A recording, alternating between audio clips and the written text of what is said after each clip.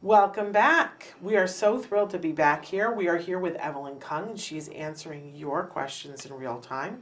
And I want to go on to this next question here. For a child who spent so much time in biomedical and not in conservative therapies, which include ABA, and starts at 12 and has no real expressive language but does have receptive, what is the prognosis as the brain has matured? Isn't this the thing that all parents want to know? It's like, what's possible?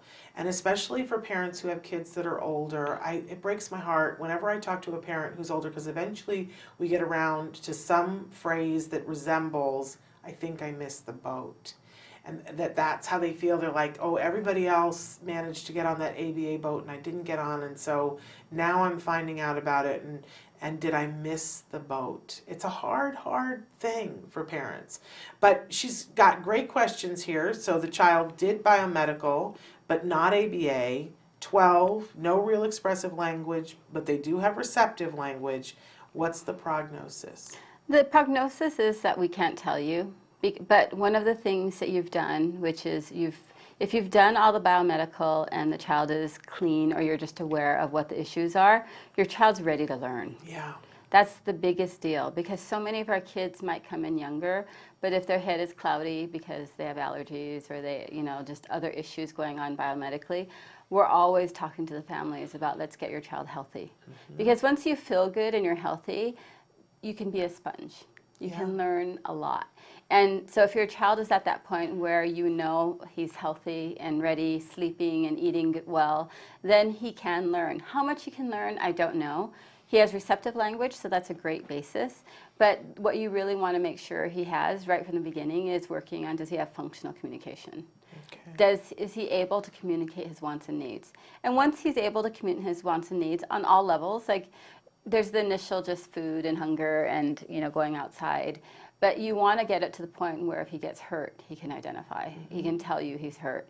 You want, if there is an emergency, that he's able to respond appropriately. That behaviors are down, challenging behaviors. And then from there, you're going to go on and let's say, like, what's he really motivated by? Let's work on interactions with people that are going to be meaningful in his life. Like one of the things I always tell 10 to 12-year-olds is I start talking to the parents about what's the future. Because you're already starting to work for that long-term goal when he's out of school, what is he going to be doing? Do you see him having a job? Where is he going to be living? I really start talking to parents at around 10 years old about thinking about those kind of things, especially when there is no vocal language, because it becomes a real need. And being able to think about what does he enjoy, getting to know where he's happiest, where he's learning best, how he's learning. I'd say definitely ABA is still going to help, because you're going to work on that language, but you're also going to be working on, you skipped at 12, you don't need to learn imaginative play anymore. Right. Now you're working on leisure skills, what is he going to be doing in his free time that he's actually enjoying, that he can be social. Leisure skills for himself on his own, as well as leisure skills in a group, so that you can maintain the social interaction, outside of school. You're looking at the long term about what is this day looking like. Are we looking at a job? Are we looking at a vocation? Are we looking at him having a job, but maybe an aide always being with him for that job? Every person that deserves a chance to be productive and to have meaningful work, not just work for the sake of work, but meaningful work is what matters. And at this age, you're already you're looking at more of a long term, as opposed to if he did start at 2. At 2, we're working on functional pretend play. Right. A lot of the things that will actually pass. There's things that you learn there. But when kids come older, I start looking in the long term.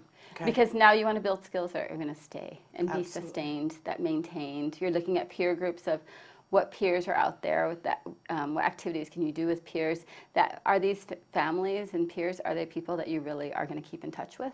Yeah. And just, it's a little bit more of a long-term view.